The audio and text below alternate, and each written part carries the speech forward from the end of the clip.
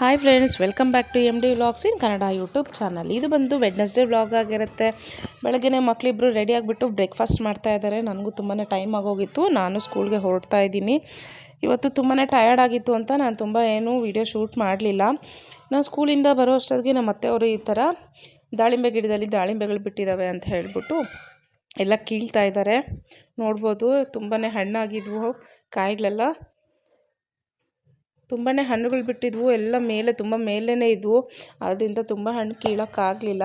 ನಂತರ ನಮ್ಮ ಚಿಕ್ಕವ ನೋಡಿ ಇಲ್ಲಿ ದೊಡ್ಡ ಕೋಲು ಹಿಡ್ಕೊಂಡ್ಬಿಟ್ಟು ನಾನು ಹಣ್ಣನ್ನು ಕೀಳ್ತೀನಿ ಅಂತ ಹೊಡಿತಾ ಇದ್ದಾನೆ. ನಮ್ಮ ಅತ್ತೆಯವ್ರಿಗೆ ಬೇಡ, ನಾನು ತೆಗಿತೀನಿ ಬನ್ನಿ ಅಂದ್ರೂ ಅವರು ಹಿಡಿದಿರ ಅವರೇ ಹಣ್ಣೆಲ್ಲನೂ ಕೀಳ್ತಾ ಇದ್ದಾರೆ. ನೋಡ್ಬೋದು ನೀವಿಲ್ಲಿ. ದಾರಿಯಲ್ಲಿ ಹೋಗೋರೆಲ್ಲ ಕೈಗೆ ಸಿಕ್ಕಿದೆ ಅಂದರೆ ಎಲ್ಲ ಕಿತ್ಕೊಂಡು ಹೋಗ್ಬಿಡ್ತಾಯಿದ್ರು. ಹಾಗೆಯೇ ಹಾಗಲಕಾಯಿ ಎಲ್ಲ ಮಾಡಿದ್ದಾರೆ.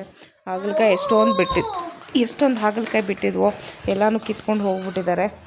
ನಂತರ ಸರಿ ನಾನು ರೂಮ್ಗೆ ಹೋಗಿ ಫ್ರೆಶ್ ಅಪ್ ಆದೆ. ನಂತರ ಬಟ್ಟೆಗಳೆಲ್ಲ ಫೋಲ್ಡ್ ಮಾಡಿ ಎತ್ತಿಡುವಾಗ ನಮ್ಮ ಅತ್ತೆಯವರು ರಾಜಸ್ಥಾನದಿಂದ ತಂದಿದ್ದು ಪೇಟಾಗಳಿದ್ವು. ಮಕ್ಕಳಿಬ್ಬರು ಅದನ್ನು ಹಾಕ್ಕೊಂಡ್ಬಿಟ್ಟು ಆಟ ಆಡ್ತಾ ಇದ್ದಾರೆ. ನೋಡ್ಬೋದು ನೀವಿಲ್ಲಿ. ನಂತರ ನಾವು ದಾಳಿಂಬೆ ಹಣ್ಣು ಕಿತ್ವಲ್ಲ, ನೋಡಿ ಎಷ್ಟೊಂದು ದಾಳಿಂಬೆ ಹಣ್ಣುಗಳು ಬಿಟ್ಟಿದೆ ಅಂತ.